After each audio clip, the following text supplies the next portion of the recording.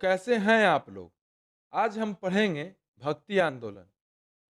यह एक हिंदू धर्म का सुधारवादी आंदोलन था, जहां सूफी आंदोलन मुस्लिम धर्म सुधारने के लिए था, वैसे ही हिंदू के लिए भक्ति आंदोलन बना।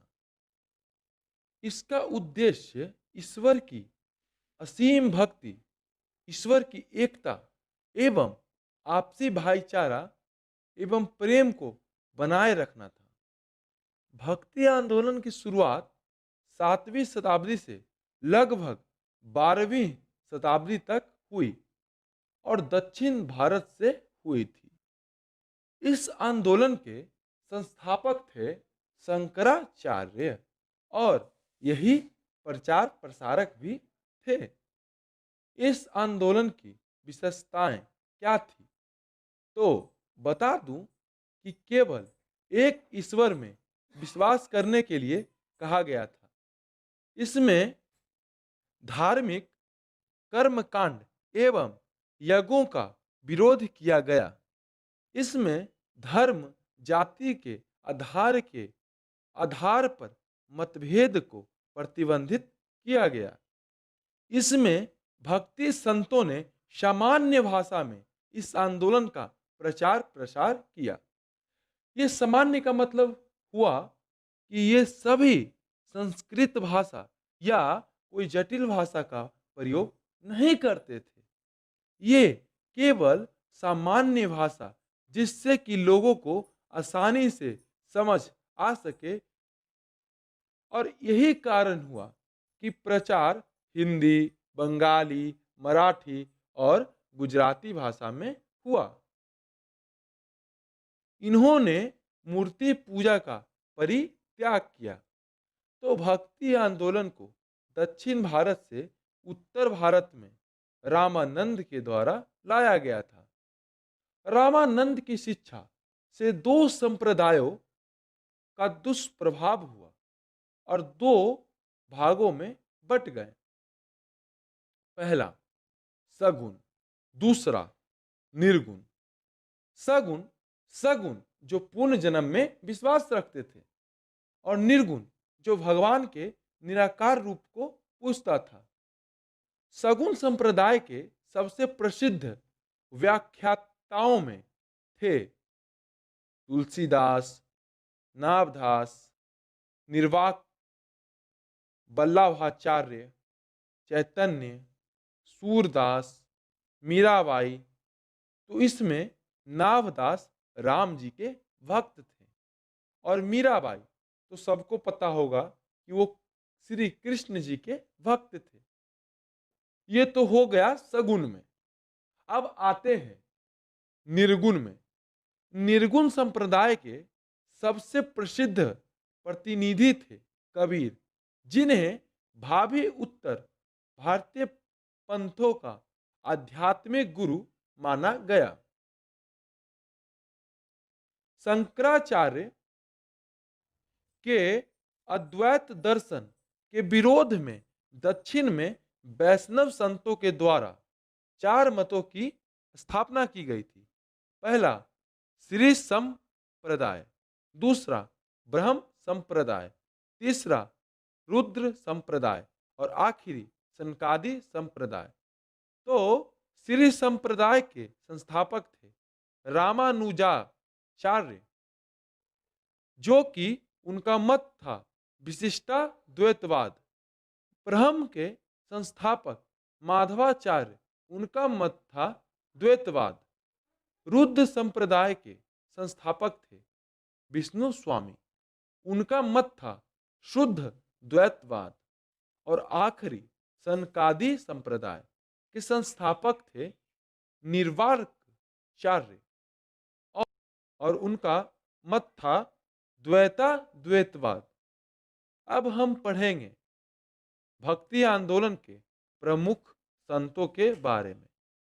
तो पहले आते हैं रामानुज, जो कि 12वीं शताब्दी के हैं। भक्ति आंदोलन के प्रारंभिक वैष्णव संत थे। इनका जन्म 1017 ईस्वी को तमिलनाडु के पेरम्बदूर में हुआ था। इनका प्रमुख केंद्र था कांची और श्रीरंगपट्टनम। भक्ति आंदोलन के दूसरे महान संत रामानुज के ही समकालीन निम्बार्क थे। रामानुज की मृत्यु 1317 ईस्वी को उनके मुख्य केंद्र स्थान श्रीरंगपट्टनम में ही हुआ था। अब हम आते हैं दूसरे प्रमुख संत, जिनका नाम है माधवाचार्य, जो कि 13वीं शताब्दी के हैं। इनका जन्म 1238 ईस्वी को दक्षिण कन्नाड़ जिले के पजाका में हुआ था। ये लक्ष्मी नारायण के उपासक थे। इनकी मृत्यु 1317 ईस्वी को उद्दपी में हुआ था। अब तीसरे संत रामानंद, ये 14वीं शताब्दी के थे। इनका जन्म 1299 ईस्वी को इलाहाबाद के प्रयाग में हुआ था। ये उत्तर भारत के प्रथम भक्ति संत थे और रामानुज के अनुयायी भी थे। इन्होंने ही विष्णु के स्थान पर श्री राम की उपासना की थी। इन्होंने अपना उद्देश्य संस्कृत एवं हिंदी में दिया था। इनके 12 प्रमुख शिष्य थे, जिसमें 2 स्त्रियां भी थी। पहली पद्मावती और दूसरी सुरसुरी। और इनके प्रमुख पुरुष शिष्य थे। और हमने शुरू में ही पढ़ा कि भक्ति आंदोलन में किसी भी जातिवाद को नहीं माना जाता है, तो इनके शिष्य सभी जात के थे। जैसे पहला रविदास, जो आगे जाकर रैदास से प्रसिद्ध होते हैं, ये चमार थे। दूसरा कबीर, जो कि जुल्लाहा। तीसरा धन्ना, ये जाट। चौथा सेन, ये नाई थे। पांचवा सघना, ये कसाई। और पीपा, जो कि राजपूत थे। रामानंद की मृत्यु 1411 ईस्वी को बनारस में हुआ था। अब प्रसिद्ध संत पे आते हैं, जो कि थे कबीरदास। इनका जन्म लगभग 1398 ईस्वी को काशी में हुआ था। ये सिकंदर लोदी के समकालीन थे। भक्ति आंदोलन के ये एकमात्र संत थे जो कि संत होकर भी गृहस्थ बने रहे। मतलब ये हुआ कि ये संत भी बने रहे, प्रचार प्रसार भी किए और साथ साथ ये अपना घर भी अच्छे से चलाएं। इनका मृत्यु लगभग 1518 ईस्वी को उत्तर प्रदेश में हुआ था। अब हम आते हैं एक और प्रसिद्ध संत, जो कि थे रविदास। ये 15वीं शताब्दी के थे। इनका जन्म 1450 ईस्वी को वाराणसी में हुआ था। ये जाति से चमार थे, लेकिन इनकी बानियां सिखों के आदि ग्रंथ गुरु ग्रंथ साहिब में मिलाई गई थी। इनकी मृत्यु 1520 ईस्वी को वाराणसी में ही हो गई थी। अब आते हैं दादू दयाल पे। इनका जन्म 1544 ईस्वी को अहमदाबाद में हुआ था। ये अकबर के समकालीन थे। इन्हीं के प्रसिद्ध शिष्य हुए, जो थे सुंदरदास और सूरदास। दादू दयाल की मृत्यु 1603 ईस्वी को राजस्थान के नरैना में ही हो गई थी। अब आते हैं अगले प्रसिद्ध संत चैतन्य पे। ये श्री कृष्ण चैतन्य महाप्रभु के नाम से प्रसिद्ध हुए। इनका जन्म 1486 ईस्वी को नवद्वीप या नदिया बंगाल में हुआ था। इनका वास्तविक नाम विशंभर था और इनके बचपन का नाम निमाई था। इन्हें विद्यासागर की उपाधि मिली थी। यही एक पहले संत थे जिन्होंने मूर्ति पूजा का विरोध नहीं किया। इनकी मृत्यु 1534 ईस्वी को पुरी में हो गई थी। अब हम आते हैं एक और प्रसिद्ध संत जिनका नाम वल्लभाचार्य। इनका जन्म 1479 ईस्वी को छत्तीसगढ़ के चंपारण में हुआ था। ये भी वैष्णव धर्म के अनुयायी थे। ये वैष्णव धर्म को मानते थे। ये ब्राह्मण समुदाय के थे। ये विजयनगर साम्राज्य के तुलुप वंश के महान शासक कृष्णदेव राय के समकालीन थे। इनकी मृत्यु 1531 ईस्वी को वाराणसी में हो गई।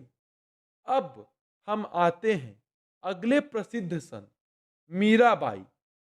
ये 16वीं शताब्दी की संत बनी।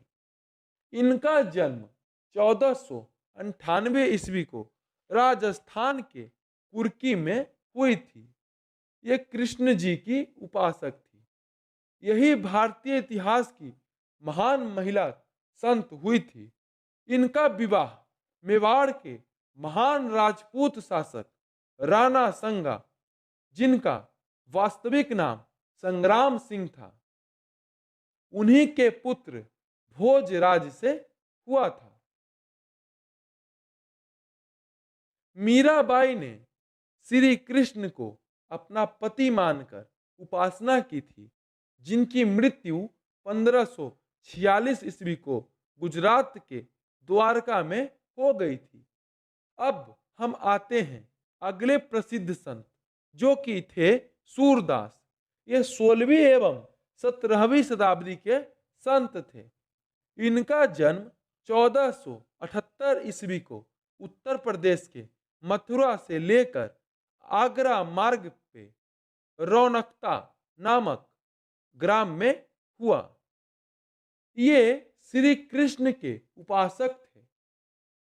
सूरदास अकबर एवं जहांगीर के समकालीन थे। इनकी मृत्यु 1561 ईस्वी को उत्तर प्रदेश के ही बराज में हुआ। अब हम आते हैं प्रसिद्ध संत तुलसीदास पे। इनका संत काल रहा था 1532 ईस्वी से लेकर 1623 ईस्वी तक। इनका जन्म 1511 ईस्वी को उत्तर प्रदेश में ही राजापुर में हुआ। ये अकबर के समकालीन थे। इन्होंने 1574 ईस्वी से 1575 ईस्वी के बीच रामचरितमानस की रचना की थी। इनकी मृत्यु 1623 ईस्वी को वाराणसी के 80 घाट में हो गई थी। अब अगले संत तुकाराम। ये 17वीं शताब्दी के संत थे।